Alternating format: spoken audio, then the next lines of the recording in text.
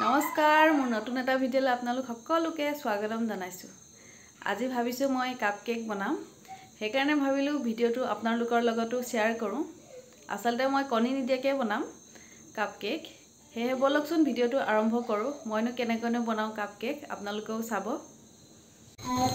Cup cake বনাবলৈ মই লৈছো চকলেট প্ৰিমিক্স পাউডাৰ, ৰিফাইন আৰু পানী। মই কণী নিদিয়াকে বনাম সেইকাৰণে আৰু বেছি বস্তু নালাগে। তেতিয়ালে বলকচোন মই আৰম্ভ কৰোঁ। মই এই ডাঙৰ চামুচেৰে লৈছো পাউডাৰ 1.5 চামুচ লম, কাৰণ মই বেছি নবনাও, 4টা বনাম। সেইটো কাৰণে মই বেছি লোৱা নাই, 1.5 কাপ লৈছো। তাৰপিছত ইয়াত ৰিফাইন লম মই এই চাহ খোৱা কাপৰ জোখেৰে 1 কাপ।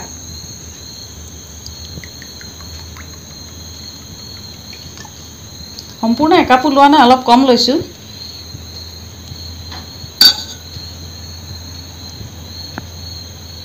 আৰু এই কাপটোৰ জোখেৰে মই লম পানী 1 কাপ।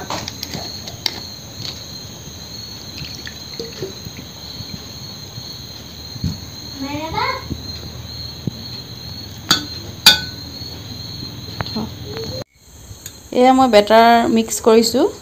বেটাৰখিনি ভালকৈ মিক্স কৰিব লাগিব, নহলে ভালকৈ নুফুলিব। আৰু মই লাষ্টত দিম বেকিং পাউডাৰ। বেকিং পাউডাৰ দিয়াৰ পিছত কাপত ভৰাই মই আজি কেৰাহী নহলবা সসপেনত বনাম, অভেনত নবনাম।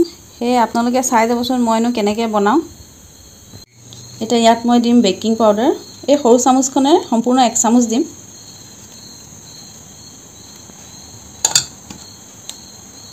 বেকিং দিয়াৰ পিছত আৰু বেছি ফেটিব নালাগে মানে বেটাৰখিনি।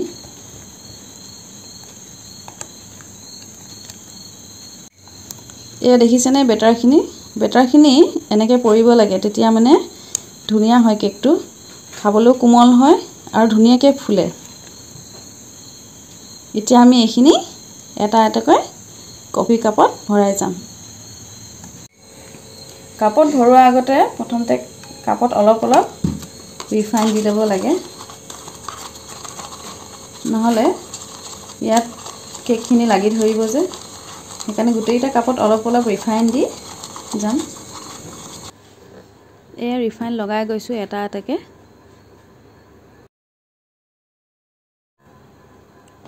তাৰপিছত এনেকৈ বেটাৰখিনি দি যাম। সম্পূৰ্ণকৈ দিব নালাগে, কাপটোত আধাকৈ দিব লাগিব, তেতিয়াহে ধুনীয়াকৈ ফুলি উঠিব ওপৰলৈকে। এয়া সম্পূৰ্ণ হৈ গ'ল। মোৰ ইয়াত 5টা হ'ল, কাৰণ বেটাৰ অলপ বেছি হ'ল যে, সেইকাৰণে 5টা কফি কাপত হ'ল। প্ৰথমতে আমি সসপেনটো গৰম কৰি ল'ব লাগিব। মই সসপেনত ষ্টিলৰ এনেকুৱা এখন ঢাকন দি দিছোঁ, তাৰ ওপৰতে মই কফি কাপকেইটা থৈ যাম। এয়া মই এটা এটাকৈ দি গৈছোঁ। কাপকেইটা দিওঁতে অলপ সাৱধান হৈ ল'ব, কাৰণ গৰম হৈ থাকে। মই একেবাৰে ইয়াত 5টা কাপ দি যাম।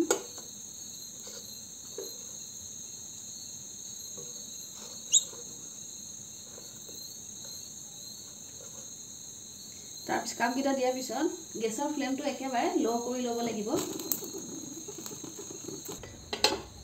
তাৰপিছত ঢাকনখন লগাই দিলোঁ। কেকটো হ'বলৈ 45 মিনিটমান লাগিব।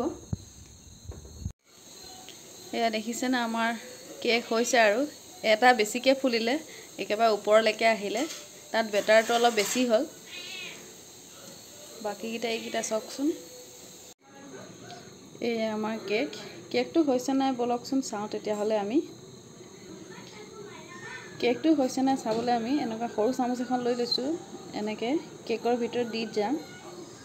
এয়া দেখিছেনে অলপ লাগি আহিছে, তাৰমানে কেকটো হ'বলৈ আৰু বাকী আছে। যদি সম্পূৰ্ণকৈ কেকটো হৈ যায় তেতিয়া চামুচখনত লাগি নাহে, আৰু তেতিয়াহ'লে 5 মিনিটমান লাগিব। বেটা, এয়া তোমাৰ কেক ৰেডি হৈ গ'ল। লোৱা। ক্ৰীম দিব লাগিব? অঁ, ক্ৰীম দি খাবা? ঠিক আছে, তেতিয়াহ'লে পিছত দি দিম দেই। এয়া দেখিছেনে আমাৰ কাপ কেক ৰেডি। কিন্তু আমাৰ বেটিয়ে আকৌ এনেকৈ নাখায় কাপ কেক, ইয়াৰ ওপৰত ক্ৰীমে অলপ ডেকোৰেশ্যন দিবলৈ কৈছে সেইকাৰণে ইয়াত আৰু অলপ বাকি আছে কাপ কেকটো সম্পূৰ্ণ হ'বলৈ মই তেতিয়াহ'লে একেবাৰে লাষ্ট ফিনিশিংটো দেখাম যেতিয়া ক্ৰীম দিম ইয়াত এতিয়া প্ৰথমতে কেককেইটা আৰু অলপ ঠাণ্ডা হ'ব লাগিব ঠাণ্ডা হ'বৰ কাৰণে মই ফ্ৰিজত থৈ দিম কেককেইটা 1 ঘণ্টা মানৰ কাৰণে তাৰ পিছত ইয়াত ক্ৰীম দিম মই ইয়াত ইলেক্ট্ৰিক ব্লেন্ডাৰে ক্ৰীমখিনি ব্লেন্ড কৰি লৈছোঁ বেছিকৈ ব্লেন্ড কৰিব নালাগে সোনকালে হ'ব ইয়াত ক্ৰীমো মই বেছি লোৱা নাই অলপ লৈছোঁ ডিলাইটৰ হুইপ ক্ৰীমটো ব্যৱহাৰ কৰিছোঁ এটো সোনকালে মেল্ট নহয় মই এটো ক্ৰীম ব্যৱহাৰ কৰিছোঁ এটা ইয়াত মই পিংক কালাৰ দিছোঁ মই ইয়াত পিংক ফুড জেল কালাৰ ব্যৱহাৰ কৰিছোঁ এ বেছি দিব নালাগে এ হৈ যাব এয়া পিংক কালাৰ দি মই আকৌ ব্লেন্ড কৰি লৈছোঁ ক্ৰীমখিনি তাৰ পিছত এনেকৈ পাইপিং বেগ এটাত ক্ৰীমখিনি ভৰাই লম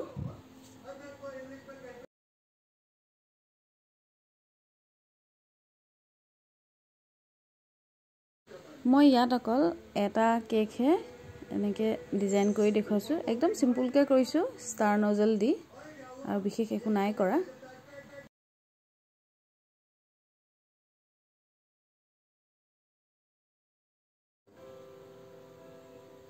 তাৰ পিছত এইজনী আমাৰ বেটিয়ে কৰিছে এটা কৰিলে এটো লাষ্ট ক্ৰীম না একদম চেপি চেপি উলিয়াইছে ক্ৰীম টাই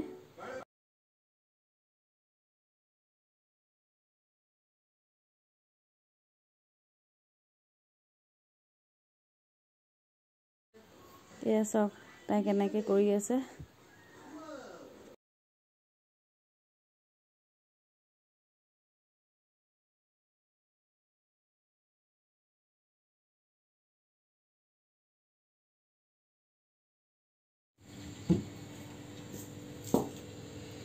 ইমান চাই আছে যে খোৱা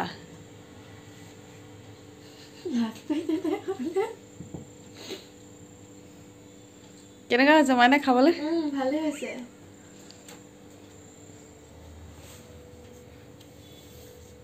বেটা ভাল হৈছে না ভাল লাগিছে তেতিয়াহ'লে আজিৰ ভিডিঅ'টো ইমানেই আছিল আজিৰ কাপ কেকৰ ৰেচিপিটো কেনেকুৱা পালে জনাব যদি ভিডিঅ'টো চাই ভাল পালে লাইক কৰিব শ্বেয়াৰ কৰিব আৰু মোৰ চেনেলটো সাবস্ক্ৰাইব কৰি দিব ধন্যবাদ